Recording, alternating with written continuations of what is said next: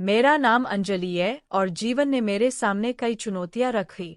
एक साल पहले मेरी शादी हुई थी, लेकिन परिस्थितियों वजह से मेरा वैवाहिक जीवन अधिक समय तक नहीं चल पाया। इन हालातों के कारण मैं अपने मायके में रहने लगी।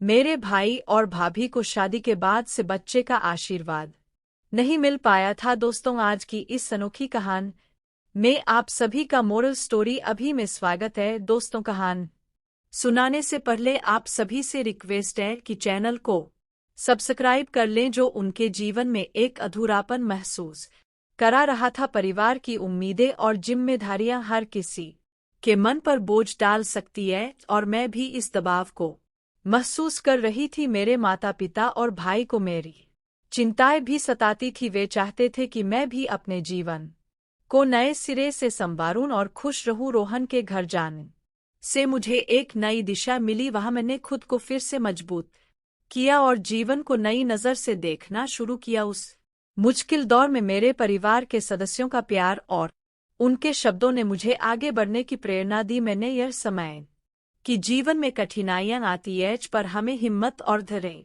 के साथ उन्हें पार करना होता है। उन सब बातों को सुनकर मेरे पति ने मुझे तलाक दे दिया। मेरी शादी 2 साल की उम्र में हुई थी और 27 साल की उम्र में मैं तलाकशुदा हो गई। हालांकि मैं इन यादों को बार बार ताजा नहीं करना चाहती थी, लेकिन एक दर्द था जो दिल में था और कभी जाने का नाम नहीं लेता। फिर एक दिन जब रोहन ने मुझे फ़ोन किया और अपना घर आने के लिए कहा, तो मैंने उसी पल एक हम निर्णय लिए। मैंने सोचा कि अब मैं अपने मायके में और नहीं रह सकती। वहाँ मुझे हमेशा ताने मिलते थे और मैं खुद को बहुत अकेला महसूस कर रही थी। मैंने अपना सामान समेटा और बिन किसी को बताए रोहन के घर जाने के लिए बस में बैठ गई। माँ पापा के घर में जो भी दूरी और खालीपन था उसे मैंने भरे नहीं पाया था, लेकिन मैं जानती थी कि शायद रोहन के घर कुछ दिनों के लिए सुकून मिलेगा। रोहन की शादी हो चुकी थी और उसकी पत्नी रिया के साथ वह बहुत खुश थे। उनका घर खुशियों से भरा हुआ था, लेकिन शादी के 7 सालों बाद भी उनका कोई बच्चा नहीं था। मैं जो बचपन में उसे भाई मानती थी, अब उसी घर में रहने जा रही थी। ये सोचकर ही मेरे दिल में एक उलझन सी थी। क्या मुझे खुद को संभाल पाऊंगी? कैन ये मेरे लिए सही था? लेकिन जब मैं वहां पहुंची तो जो स्वागत मुझे मिला वो मेरे लिए दिल को सुकून देने वाला था। मेरे अपने घर में जिनकी नज़रों में मुझे कभी सम्मान नहीं मिला, रोहन और रिया ने मुझे पूरे दिल से अपनाया। रिया ने मेरी बहुत देखभाल की, मेरी हर छोटी बड़ी जरूरत का ध्यान रखा। उनके साथ उस शांत और प्रेमपूर्ण वातावरण में रहकर मुझे महसूस हुआ कि कभी-कभी अपनों से ज़्यादा किसी दूर के रिश्ते में दिल से समाने वाला कोई होता है। धीरे धीरे रोहन के घर आए हुए मुझे 5 दिन हो चुके थे और हर दिन मेरी सोच बदल रही थी। इन 5 दिनों में मैंने रोहन और रिया के रिश्ते में कभी कोई तकरार नहीं देखी कि उनका प्यार और समझदार सच में काबिले तारीफ थी। लेकिन अब मुझे यह चिंताएं होने लगी थी कि शायद मेरी मौजूदगी से उनके बीच अनचाहे बातें पैदा हो रही होंगी। मैंने सोचा कि अगर मैं कुछ दिनों के लिए यहाँ रहूं तो शायद उनका व्यक्तिगत समय प्रभावित हो। इसी कारण मैंने रोहन से कहा, अब मुझे अपने घर लौट जाना चाहिए। शायद तुम दोनों को अपने रिश्ते में समय मिल सके। लेकिन रोहन ने मुझे यह कहते हुए रोका, अब समय मिलने की बात क्या है? हमारी शादी को 7 साल चुके हैं और तुम एक दोस्त जैसी हो। उसने मेरी मदद की भावना को समझा और मुझे कुछ और दिन उसके घर रुकने के आग्रह किया। मैं उसकी बातों को नकार नहीं सकी, क्योंकि मुझे भी ऐसा लगा कि रोहन और रिया का साथ मेरे लिए सुखद था। रात को अचानक मेरे कमरे से रोहन के कमरे से कुछ अजीब आवाजें आईं। वे आवाजें जो शायद भाभी की थी। मेरे दिल में कुछ अनकहे भावनाओं को जगा गई। मैं चाहती थी कि यह पल जल्दी से गुजर जाए, क्योंकि मेरे मन में भी अनचाहे यादें तैरने लगी थी। मैंने कोशिश की और कानों में रुई डालकर सोने का फैसला किया, ताकि उन आवाज़ों से बच सकूं और अपनी भावनाओं को शांत कर सकूं। अगले दिन जब भाभी की मामी आई तो उसने एक सवाल किया जो सीधे दिल में पैठ गया। रिया, तुम हमें दादी कब बनाओगी?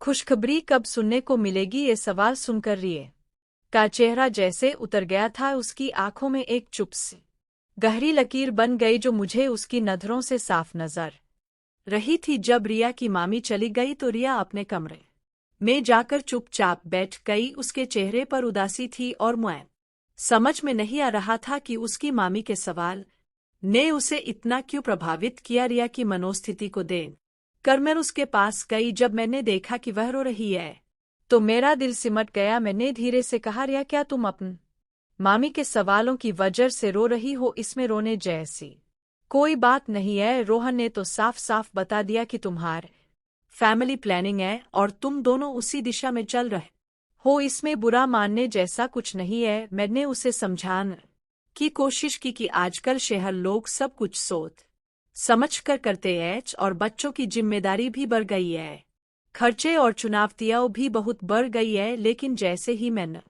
यह कहा, रिया अचानक मेरे कंधे पर सिर रखकर फूट फूट कर रोने लगी। उसकी यह स्थिति देख मेरा दिल उसके लिए और भी नर्म हो गया। मैंने उसे अपनी बाहों में समेटते हुए उसके आंसू पोंछे और कहा, रिया मुझे लगता है कि तुम मुझे सिर्फ मामी के सवाल की वजह से नहीं, कुछ और कारण से रो रही हो। अगर तुम चाहो तुम मुझे अपनी सहेली समझ कर सब कुछ बता सकती हो। रिया की आंखों में कुछ और ही था, एक गहरी उदासी जिसे उसने छुपाने की कोशिश की थी। उसने रोते हुए कहा, अंजलि अब जब तुमने मुझे दोस्त की तरह सवाल पूछा है तो मैं तुम्हें सच्चाई बताऊंगी, लेकिन यह वादा करो तुम मुझे ननद की तरह नहीं बल्कि एक सहेली की तरह समझोगी। मैंने अपनी पूरी ईमानदारी से उसे वादा किया और उसकी आवाज में एक दर्द छुपा हुआ था। मुझे में कुछ कमी जो मैं मां बनने के लायक नहीं हूं। उसके शब्दों ने मेरे दिल को बहुत छुआ। मैंने धीरे से उसे समझाया, रिया इसमें घबरान जैसी कोई बात नहीं है। जीवन में कभी कभी चीजें हमारे बस में नहीं होती, पर हमें हिम्मत नहीं हारनी चाहिए। अगर भगवान की मर्जी होगी तो सब ठीक हो जाएगा। और अगर तुम्हें मातृत्व का सुख चाहिए तो तुम अनाथ आश्रम से भी बच्चे गोद ले सकती हो। तुम उस बच्चे को एक अच्छा घर और प्यार दे सकती हो और खुद भी मां बन सकती हो। रिया ने गहरी सांस ली और कहा, अगर हमें बच्चा गोद लेना होता तब हम पहले ही ले चुके होते, लेकिन हमें केवल हमारा ही बच्चा चाहिए। मुझे जो कमी है अगर समाज में पता चला तो मेरी बहुत बदनामी होगी और यही हम नहीं चाहते। उसकी बातें सुनकर मेरा दिल उसके लिए और भी ज्यादा दुखी हो गए।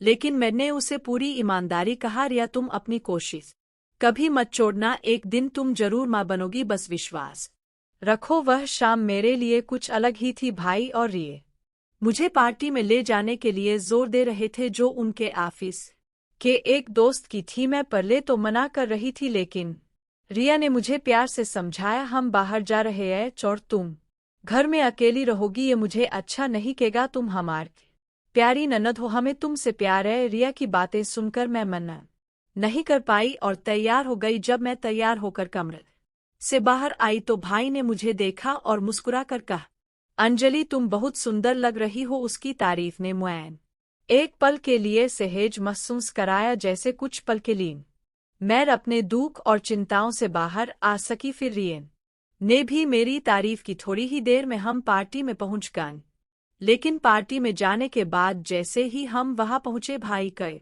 जानने वाले लोग रिया से वही सवाल पूछ रहे थे जो हमेशा उनसे पूछा जाता था, आप दोनों का बच्चा कब होने वाला है? पार्ट से घर लौटते वक्त रिया भाभी हर किसी के सवालों के जवाब में बस चुपचाप सिर हिला रही थी। उनकी आंखों में जो दुख था वह साफ दिखाई दे रहा था, लेकिन उन्होंने अपनी भावनाओं को किसी के सामने नहीं। रिया भाभी भाई से कह रही थी, मैं इन इलाजों से तंग आ चुकी हूं और इन सवालों का क्या करूं मैं अब और नहीं सहन कर सकती। ये सुनकर मेरा दिल दुखी हो गया, क्योंकि मुझे रिया की पीड़ा महसूस हो रही थी। अब से कुछ घंटे पहले मैंने रिया को समझाया था, लेकिन वह फिर से वही बातें बार बार करने लगी और मुझे लगा कि शायद अब मुझे अपनी चुप्पी तोड़नी चाहिए। मैंने खुद को संभालते हुए रसोई में पानी लिया और फिर अपने कमरे में चली गई। कमरे में आकर मैंने किताब पढ़ना शुरू किया, लेकिन तहाई रिया भाभी आई। उनकी आंखों में एक अलग सी चुप्पी थी जो मुझे बेतहाशा परेशान कर रही थी। वो मुझे अजीब नजरों से देख रही थी। मैंने मुस्कुराते हुए कहा, रिया भाभी अगर आप मुझसे कुछ कहना चाहती है तो यहाँ आकर बैठिए। वैसे भी मैं अभी 1 घंटे तक सोने वाली नहीं हूँ और मैं आपसे बात करने के लिए तैयार हूँ। रिया धीरे से मेरे पास आई और बैठ गई। हम दोनों को घर आए 2 घंटे हो चुके थे, लेकिन रिया ने अभी तक अपने कपड़े नहीं बदले थे। फिर रिया भाभी ने मेरे हाथ को पकड़ते हुए कहा, तुम मुझे इतनी स्नेह